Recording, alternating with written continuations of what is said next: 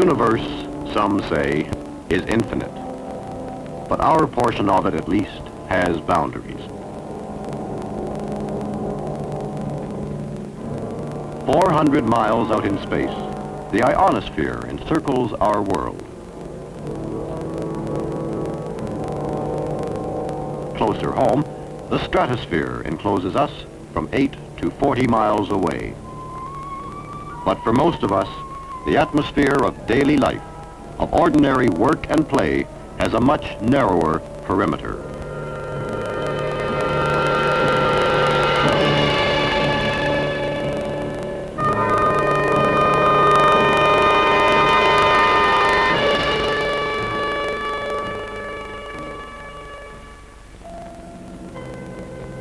The first mile up is a lot of air, almost 200 million cubic miles of it. But by comparison with the infinity of space, it is only a thin film or envelope around the globe. So thin, in fact, that it is affected directly by events on the surface.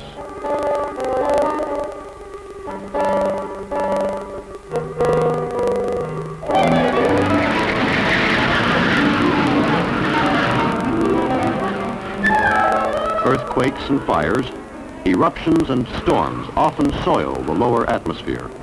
But they do not last for long, and the ocean of air gradually clears away their airborne debris.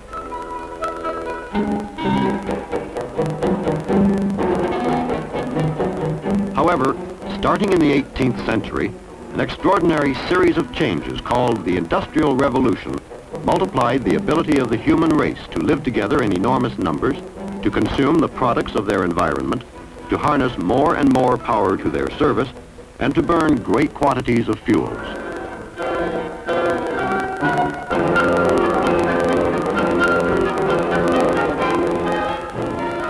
And as they did this day after day, something happened to their envelope of air.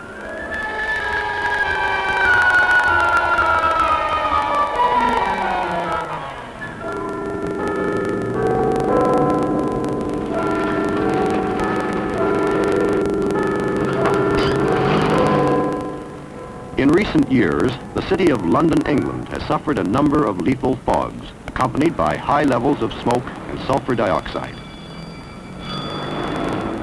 In the worst one, from December 5th to 8th, 1952, 4,000 deaths were blamed on the air conditions.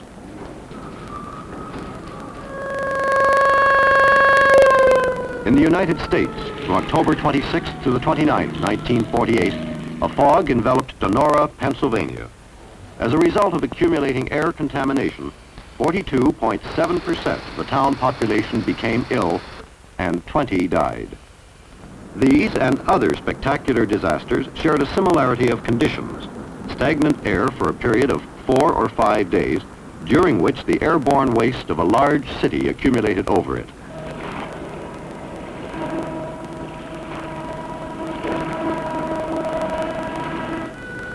But there are certainly many other less special occasions when deaths due to air pollution have been lost in the shuffle of a huge city's activities. In the past 2 decades, industrial expansion and urbanization have been accelerating rapidly. As a result, dozens of cities have been forced to admit that they now have a habitual air pollution problem.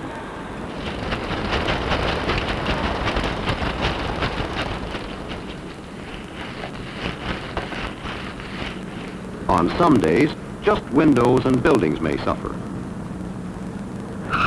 On others, there is human discomfort as well.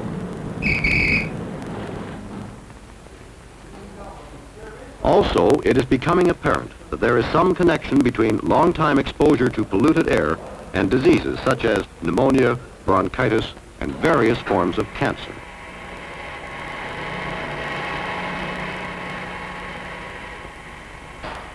Furthermore, the air itself over any major city is extraordinarily complex, and often too little is known about it.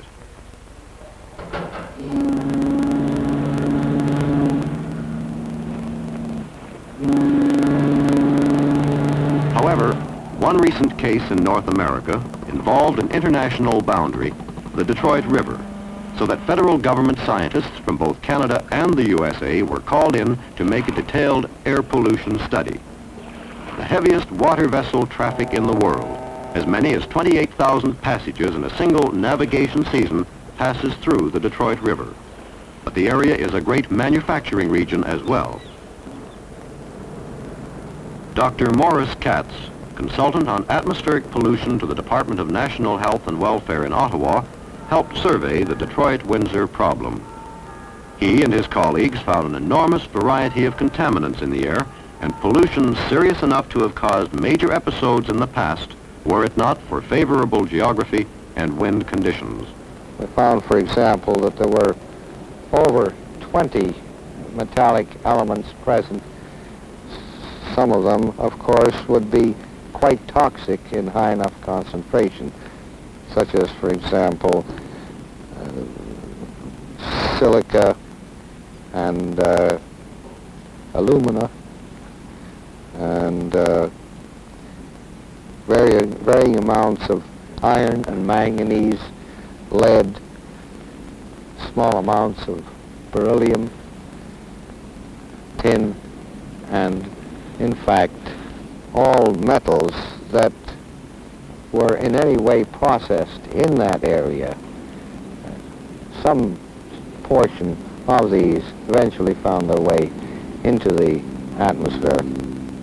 There was also an important organic fraction of the particulate matter that was subjected to analysis, and from these were isolated a number of polycyclic hydrocarbons, including pyrene, benzpyrene, dibenzanthracene, and so on. And of course, some of these have been proven to be carcinogenic or capable of producing lung cancer. Of these, of course, 3,4-benzpyrene was the most toxic, and it was also found to be present in the Detroit-Windsor atmosphere, as it is present in the atmosphere of most urban areas where it is associated with the soot and smoke or tarry fraction of particulate matter. It's no easy task for any city to clean up its air, but the problem is often complicated because much of the pollution occurs outside of the municipal jurisdiction. Greater Toronto, however, has managed since 1957 to increase its average downtown visibility almost 8 times. The Metropolitan Toronto form of government encompasses the 13 municipalities which cover 240 square miles. Is one bylaw over the entire area. We have and are able to afford in this large municipality staff of competent engineers, chemists, scientists, and other technical persons, laboratory with complex and expensive equipment to ascertain what is in the air, to find the sources of pollution, to examine the stacks and the nature and type of pollution coming from these stacks. But first and foremost is the fact that there is a bylaw which is uniform and can be firmly and fairly applied over the entire area. Mr. Harry Bellier is a chief engineer with Metropolitan Toronto's Department of Works. The improper combustion of coal and oil is one of the main targets of his division. Besides the industrial use of fuels, Toronto's climate makes necessary considerable domestic heating. Coal is yielding to oil and gas for many purposes, but the total consumption of all fuels is increasing as the area develops. So good burning methods remain a vital concern. Houses and apartment buildings are often more serious offenders than industrial plants, particularly since they are more numerous. In Toronto, the complaints of the public are received and channeled by a modern communication center. Air Pollution Control, Complaint Division? Yes. Yes, madam. Sources of trouble are plotted on a map of the city, and legitimate complaints are referred immediately by two-way radio to technically expert inspectors for investigation and action. Already mobile in the appropriate district, they can be on the scene in short order anywhere in the 240 square miles of Greater Toronto.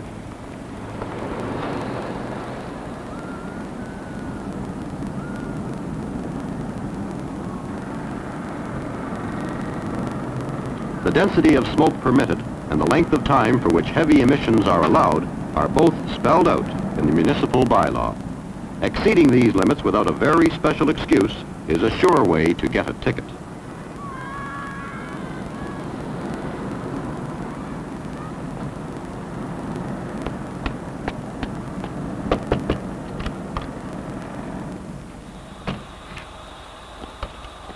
The trouble may lie in unsatisfactory furnace or incinerator equipment, but in many cases, inspectors find, adequate equipment is being improperly used or has not been maintained to the proper degree of efficiency. Here, overcharging the incinerator in the early stages of combustion is the fault. The automatic dampers are also rusted so that they do not function and an overhaul is indicated. Thousands of such calls in the course of a year are gradually effecting a marked improvement in the air of Toronto as far as its soiling effects are concerned. Smoke abatement also achieves a reduction in the amount of sulfur dioxide and other gases so that improved health conditions result. But this long, persistent campaign is only part of the struggle for cleaner, safer air. In rapidly increasing numbers, the internal combustion engine is also polluting the atmosphere of our cities. Automobile exhausts are becoming a problem in metropolitan Toronto as they are in all other major cities. Carbon monoxide, as we all know, is a deadly killer, but there are 3 or 4 other major contaminants from car exhausts. Some of these produce cancer.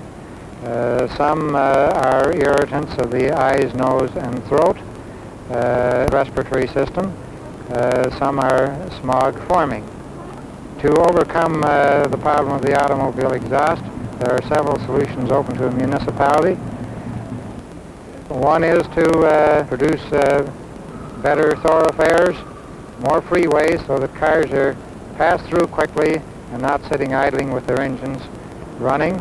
Another is to produce mass and public transportation systems so the automobile isn't required. But if we are to continue to use the automobile in years to come, we must have an exhaust control system which will burn the toxic gases to safe, non-toxic substances. We're watching Los Angeles and other American cities for the development by their researchers of such devices. And when the day comes that these commercial devices are available, that will not be too soon.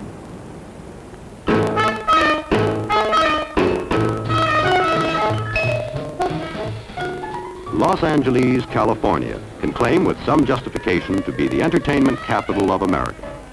Besides that, the climate is superb.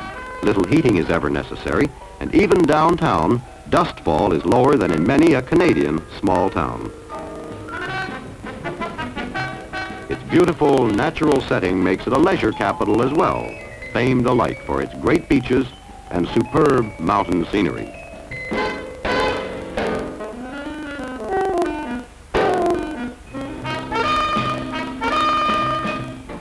But in the past 25 years, it has also become a great metropolis as well, the largest subtropical industrialized urban area in the world. And for 15 of those years, it has been struggling to analyze and control air pollution of an unusually complex nature.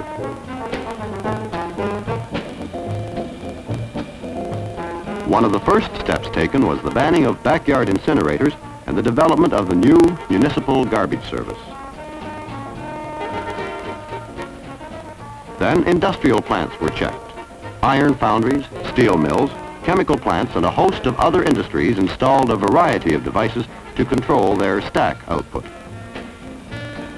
At oil refineries, the escape of sulfur dioxide was reduced to a minimum, realizing in the process mounds of valuable sulfur. At bulk handling installations in the petroleum industry, vacuum recovery apparatus was installed to suck vapors from the air while liquid gasoline is being poured.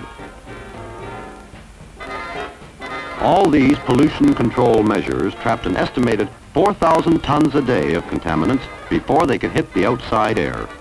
And still, the smog was oppressive.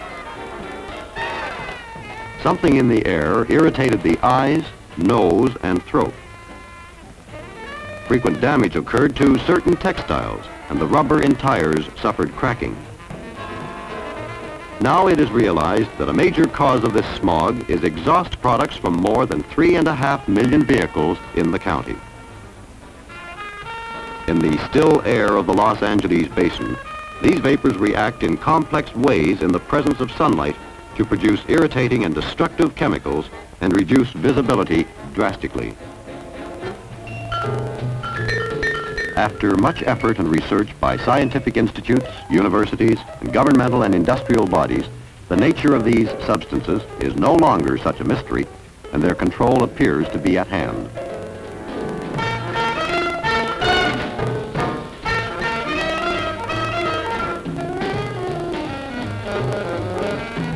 Devices fitted to the crankcase and tailpipe of a motor vehicle, which can eliminate up to 90% of its harmful emissions, are now being road tested on hundreds of units of the Los Angeles County fleet.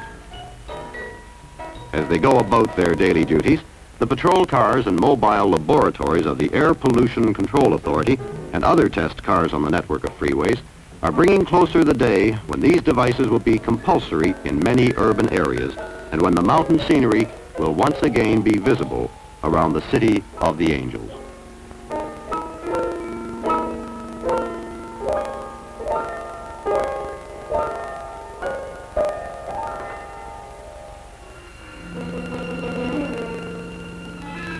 But air pollution is no respecter of boundaries and is not confined to metropolitan areas. In the tobacco fields of southern Ontario, Canadian scientists have been at work for the past 2 years tracking down causes of the widespread leaf damage, or fleck, which can cost the growers millions of dollars a year.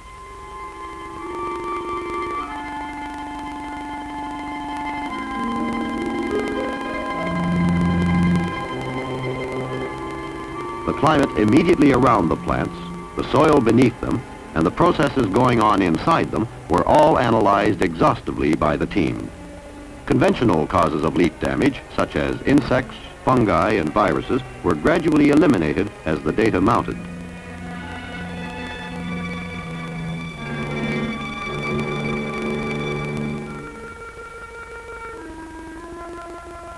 Then the hypothesis was advanced that airborne substances were producing the effects, and detailed meteorological studies of the area were undertaken.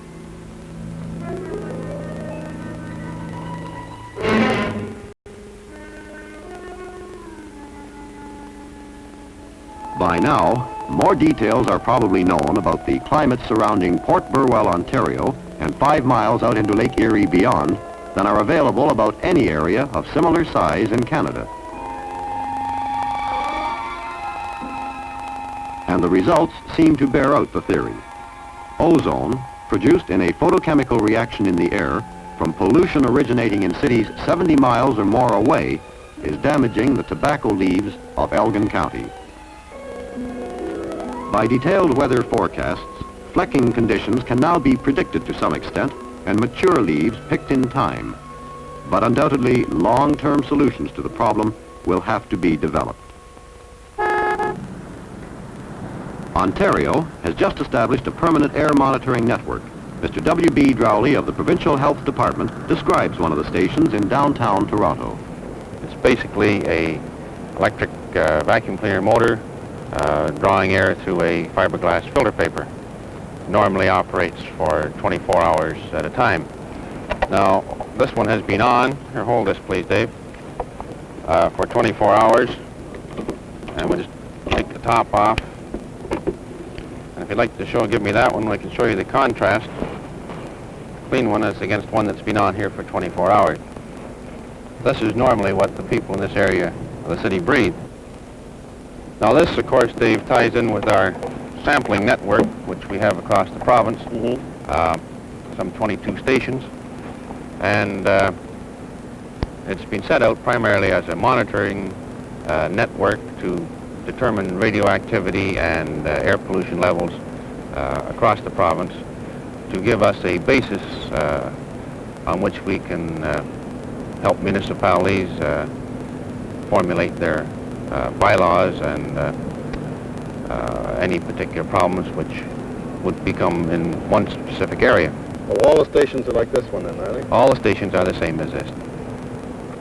They operate 1 day a week for 24 hours, not necessarily the same day each week. It can change from week to week, so that it gives you a fairly good cross-section of what does exist in the air.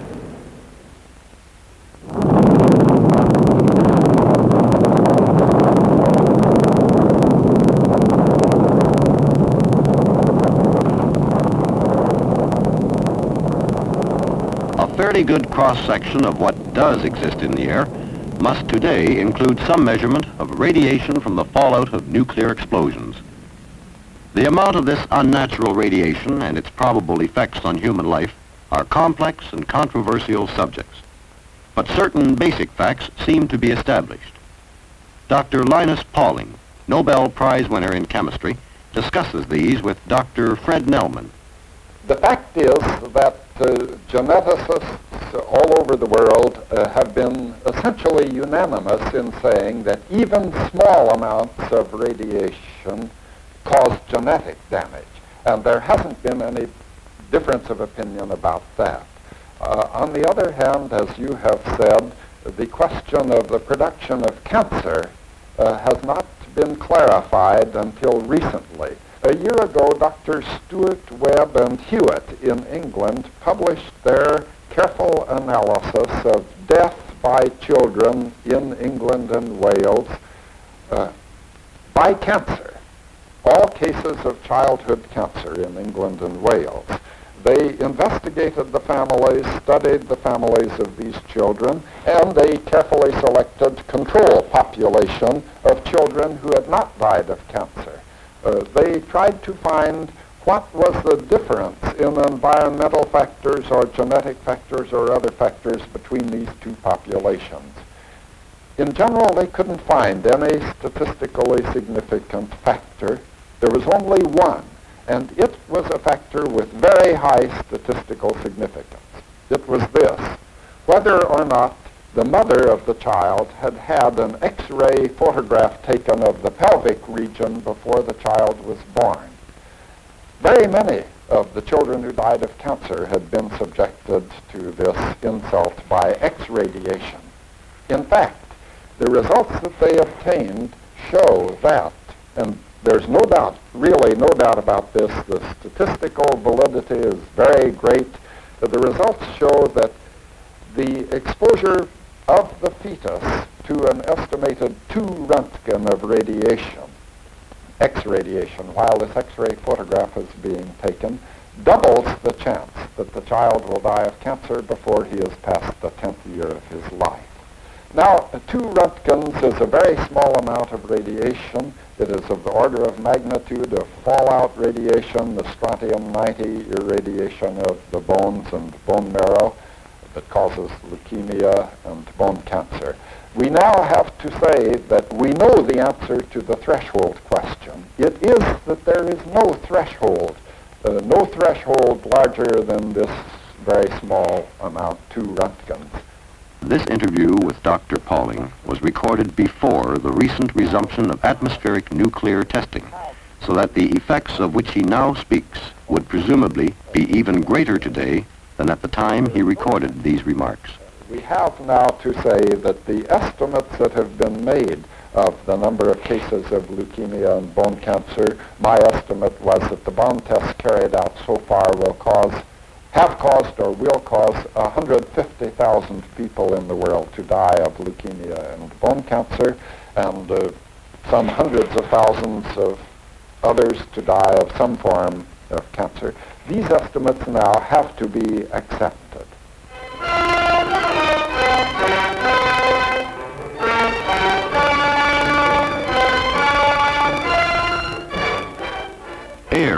is the most vital substance in the world to man. He can survive 5 weeks without food, 5 days without water, but he would be lucky to last 5 minutes without air. Everyone inhales 25 to 50 pounds of air daily. Yet our so-called technical advances are contaminating the atmosphere in ever greater quantities in ever more complex ways.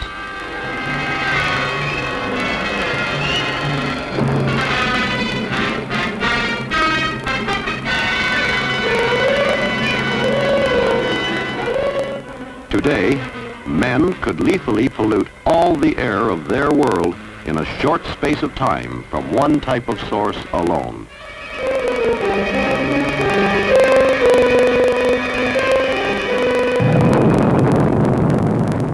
Homo sapiens would do well to conserve the decreasing purity of his air supply, or else the first mile up may someday be his last.